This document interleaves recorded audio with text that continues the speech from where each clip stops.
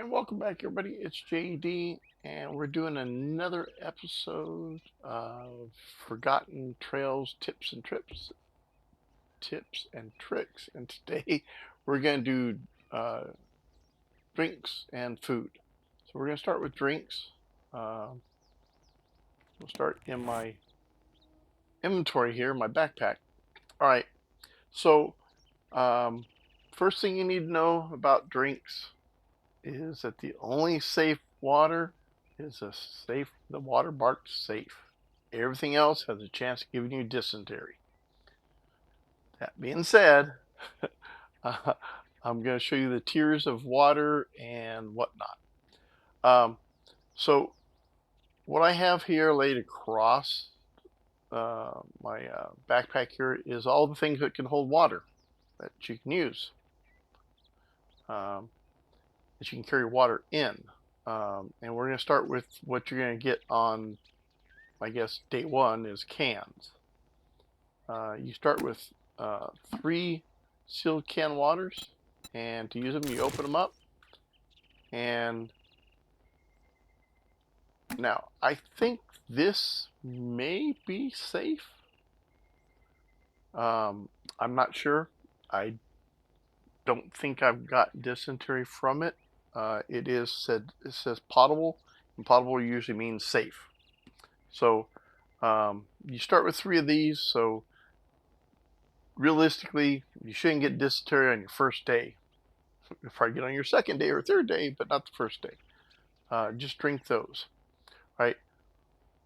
Once you drink these, they're going to give you a empty can, and that's your starting point with empty cans. So cans are either empty um, or dirty, empty and dirty, so they're called dirty can. Um, if you put clean water in there, they're a clean can of water. If um, if you put dirty water in them, they become a dirty can. If it's a dirty can already and you put dirty water in, it becomes, oops, I'm missing one. It becomes gross. How did I get 2 dirty waters in there? Oh well, it becomes gross. Trust me on this. In fact, we can go in here. I think I'm pretty sure I got gross cans somewhere. Maybe not. Maybe I chucked them or cleaned them. Nope, only gross jars. Alright, so it becomes gross. In fact, we go illustrate that. I'm going to take this, put that up there, and we're going to go over here. And I have dirty water, I have clean water, and I have safe water. So if we put dirty water in here, you hold down your use key, and it's like fill the container. A can uses 2 water. You see, 48, now it's 46. A empty bowl uses 1 water. A jar uses 4 water. And if you look, this is now a can of gross water. Okay. Now we'll go back over here. All the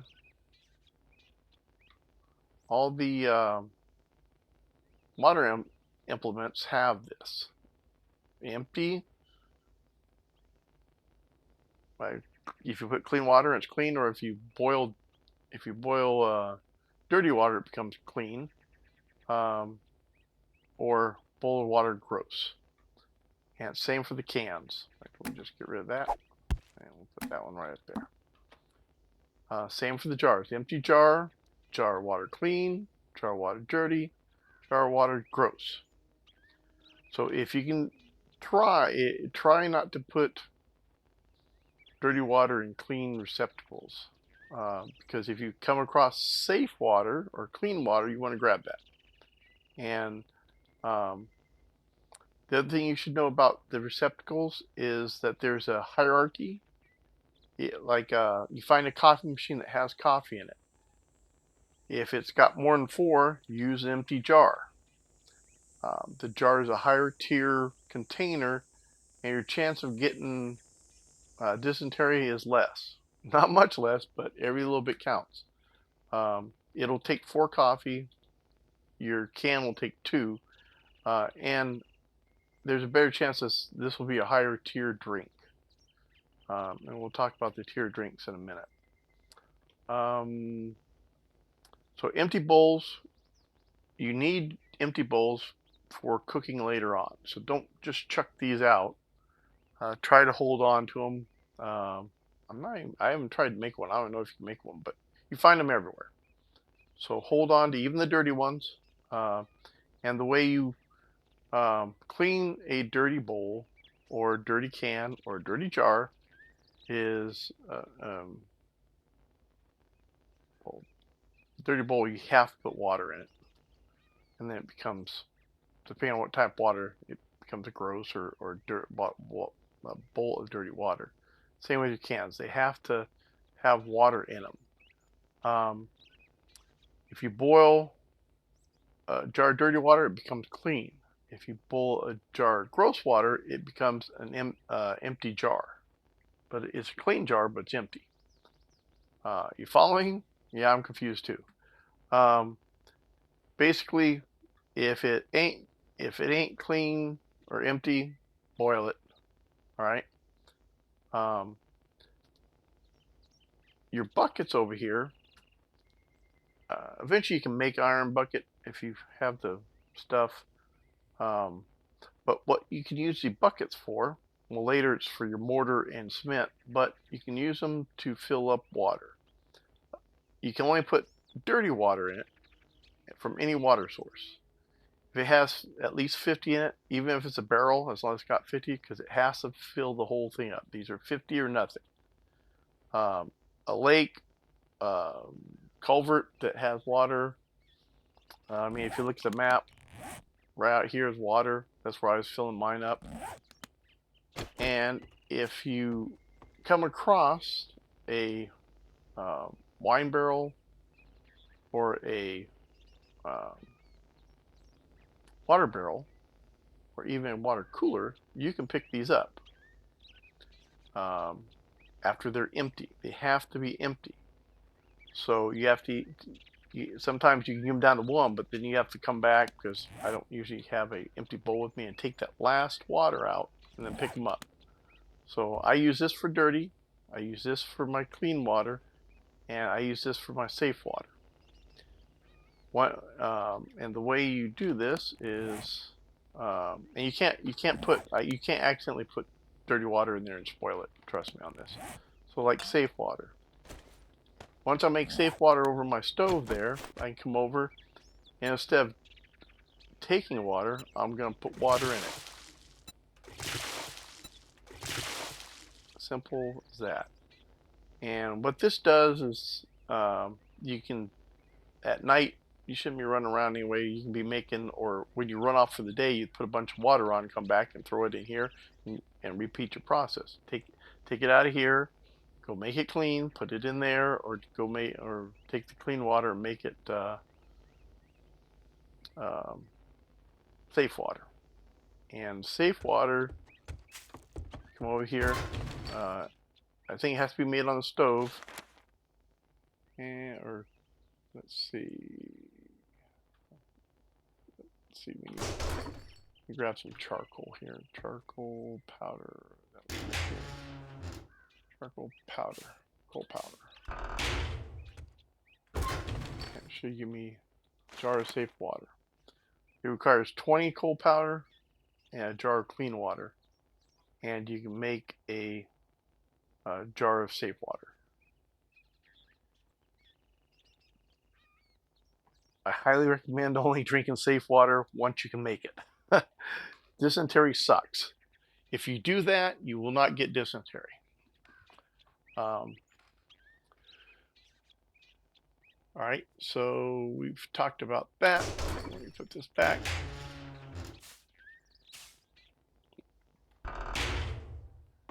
Now talk to other drinks with clean water. or with safe water, you can make other drinks. Make your red tea. And you know, I thought maybe if I made red tea and just drank red tea, I would never get dysentery. Not true. Not true. You'll get it, but there's a chance you'll get it, but you also have it has a curative value over here uh, against. Actually, it doesn't. That's dysentery. Dysentery is down here. Antibiotic. It'll help you with food, but not so much on uh, dysentery. Now, your herbal tea does have an antibiotic that's made with honey. So maybe if you can afford to, you can't afford to make safe water, and you really don't want to be like on Blood Moon Day, you don't want to be have the shits. Only drink the herbal tea. Coffee, it's as safe as water. I would tell you straight up. You can make clean coffee, and it's just the recipe is just clean water and coffee, or safe water and coffee. Your berry boosters, same way. Now your wild berry juice won't. I don't think it'll give you dysentery because it's the berry.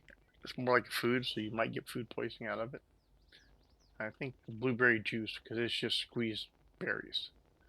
And your berry smoothie, those are only made with what you call it, safe water. So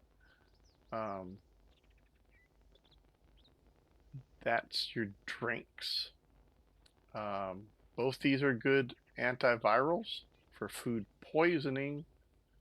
If you got dysentery, it has to be the herbal tea. The berry boosters, it gives you some antiviral and also gives you some preventative, curative power. This is prevent you from getting it in the first damn place type stuff. I don't know how the internal game mechanics exactly work, but hedging your bets is a good thing. So just remember, this is curative, this is for prevention, and this will also help with what you call it, fatigue. If you're fatigued, there's no instant cure, but this will help you cure your fatigue faster, and it does have antiviral properties. I don't know if any of these others. This one does fatigue also.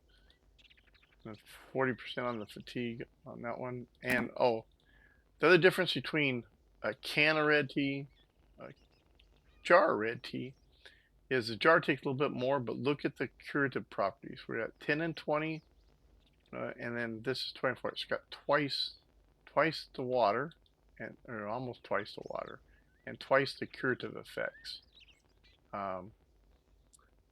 And it's considered a higher grade item. And now we will talk food. So we're gonna go over here in the food. Actually, let's go over here first. So, whoa. On your stove, you're limited in the quality of foods that you can make. You're only gonna do cans. You're never gonna be able to do anything that requires a bowl. Not bad, because once you get high enough level, this is in your cooking, you can survive on this. So don't worry about not getting a stove, which is the next step. This gives you all your other stuff. Not all of it, but most of it. And then the next step from the stove is the kitchen. The kitchen is everything, and it doesn't require fuel. Once it's built, it works. You just throw it in there. I do believe it's a little faster too. Yep, a lot faster. So So there's an advantage to upgrading. Uh, Basically, I rarely use this. I use these two, mainly this one, only if I'm doing a bunch of stuff. Um, like I'm going out for the day, I throw it on there and throw some wood on it. And then we're gonna look. Let's look inside. Uh, Before flashback to our drinks, you have to have a pan set installed in either your campfire, your stove, or wherever cooking apparatus to be able to do jars. It's a requirement for jars. It's the only tool in all the tools that you have to make something. All the rest of the tools, all it does is speed up and increase the quality. All your workbench tools, all they do is for your workbench is speed up the crafting time and the quality, and it all depends on how good a tool you have in it. Like this is level 24. I go over this one, and this one's a level 44. This one adds like, you know, 3 points or 4 points to my finished product when it comes out, where that other one only gives me 2 or whatever. But these are the other ones. If you see them at the trader, buy them. Kitchen knives, cooking utensils. These low level, they're only like +1 or +2. But between all these things, I gain a whole +10. So if I go over here, let's see, can I? So if I was making a berry booster, it would be 76. But if I take these out, it drops to, if I go back to, where's berry booster? It drops to 71. Come back in, and we're back up to 76. So this is important. We're going to bounce over here to the food. Let's see. The cutoff for your good chance that you won't get food poisoning is about 42, 43. Anything up in quality 40 or above, there's just a minor chance that you get food poisoning. You'll probably go 5 or 6 days, maybe 10 days without getting food poisoning at that level. The higher's reduce that chance even more. And especially by the time you're up to be able to make these, you're making some really good stuff, and your cans are going to be a higher cook stage or higher level, but less quality because it's in a can and not in a bowl. Does that make sense? It doesn't to me, but okay. Like for example, this level 10 wild fruit pie has less of a chance of giving food poisoning than this level 32 pumpkin soup. Just because it's a higher quality meal, there's less chance of getting food poisoning. So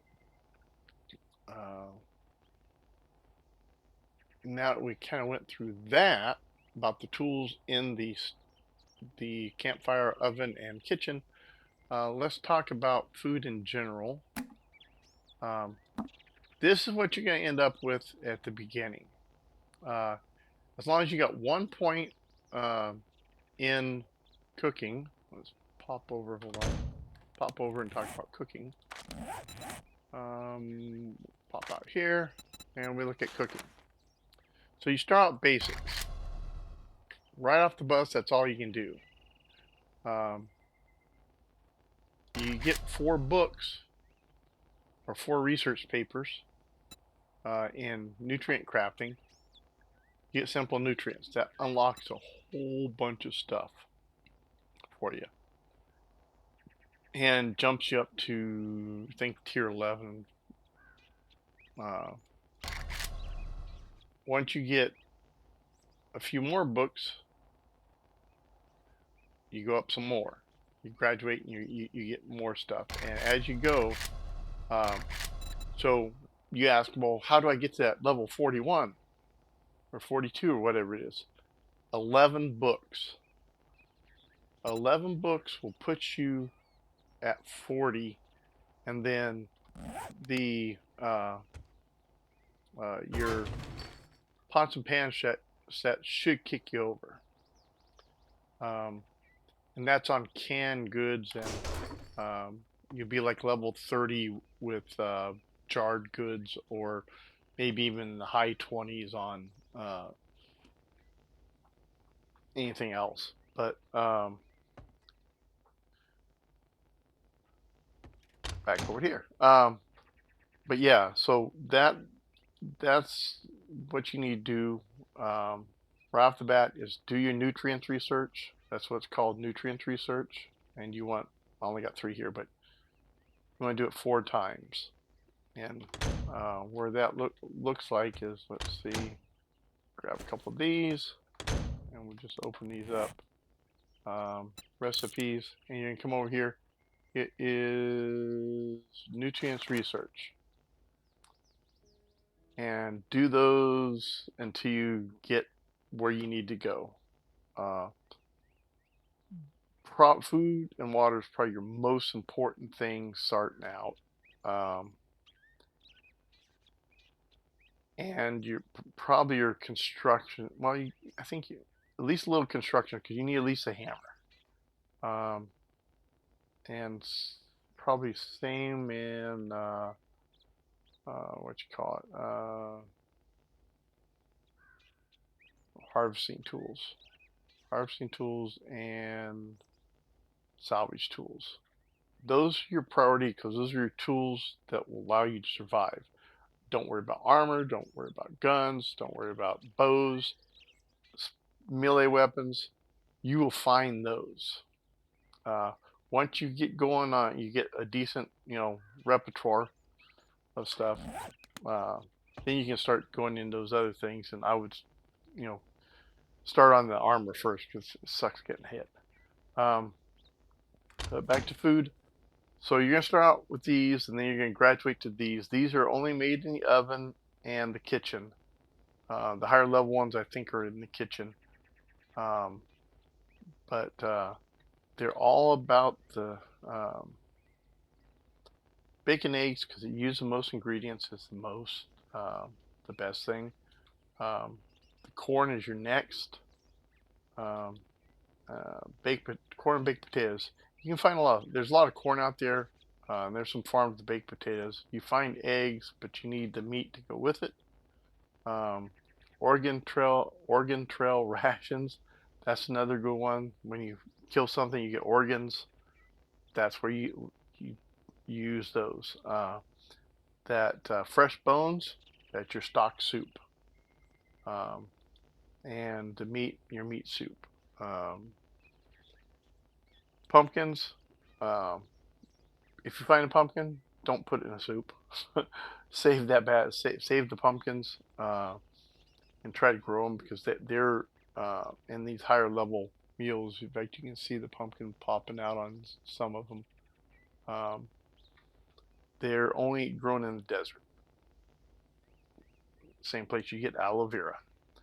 But just keep that in mind.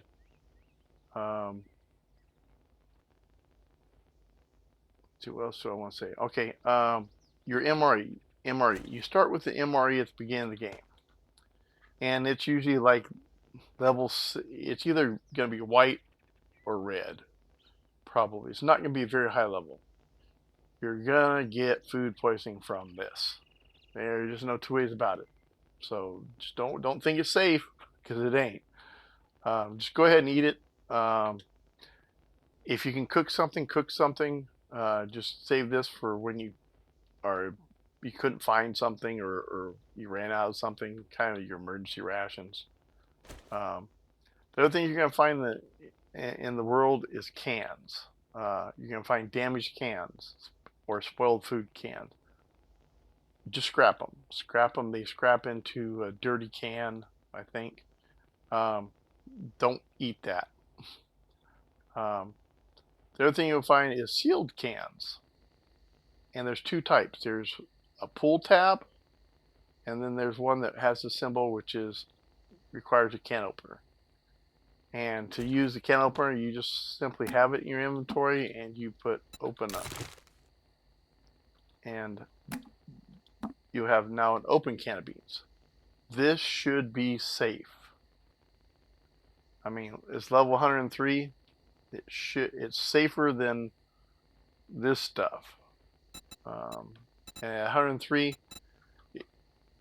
the random number generator would really hate you if you got dysentery from using that. So can openers cannot be repaired. So you find them all over the place, but keep them. There's not a lot of cans. You won't find a lot of cans. I mean, go looking into my. That's the amount of cans I have. I have like 3 or 4 can openers. 1, 2, 3, 4. Yeah. And like these really high level can openers, they're really beefy. They don't take a lot of damage. So it'd be a long time to break them. So don't be selling your can openers too much. Let's see what else we got to say. Put that back up here. I think that's about it on food. Just remember, food causes food poisoning. Bad water or drinks causes dysentery. Dysentery, antiviral. Food poisoning, antibiotic. I'll do the next vignette will all be on curatives. I think. Actually, I see the one after this or the one after construction. I go do one on construction too. But that's about it. This will keep you from shitting your butt. I hope. And I hope you like the idea of the barrels. And I mean, it'll be a while. I mean, it took me. I don't know, probably in day day 30s before I was able to build that. It's a lot. It really is a lot to build it. Same with that one. That one's a lot easier to build than the kitchen, but not as hard to build as the blast furnace. The blast furnace was quite a struggle. Anyway, once you research and get the blueprint for that, you can you'll see what it is, and just write down the thing. I'm actually doing a spreadsheet, like a big spreadsheet of what you need to build lots of things like the workbenches and all the little things, so that people can gather this stuff. It's better to gather it as you go than finally research and like, God, I need 200 granite, or whatever, or 200 slate, or not slate box, what do they call those? What do they call that stuff? Not cobblestone. What's it called? What's it called?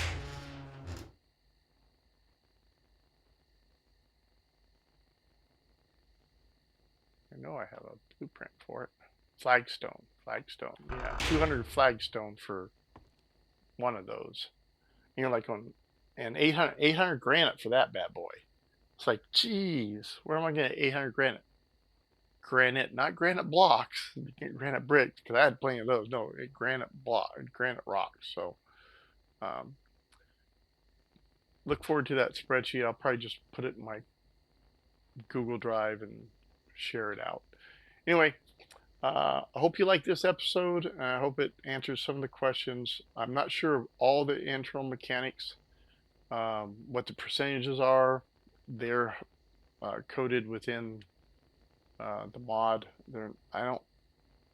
I don't see them in the. I went through the XML files. And I did not see like some hard numbers. There are lot of number spreads. And then one last thing, um, if you happen to come across a water purifier mod, put it in your helmet. It doesn't guarantee you won't get dysentery, but it's considered a buff and not a debuff. And I don't know if it has to do with how, if it's any water purifier, no matter the quality, is better than nothing. Uh, so I would not run out and, I can drink dirty water now. No, but drinking clean water with water purifier mod will probably not get you dysentery. So I will see you guys with the next episode of Tips and Tricks. I hope you learned something. You know, um, this is stuff I learned by playing the mod and pouring through the Discord site. And I thought I'd pass it on to you so you don't have to. Until next episode, see ya.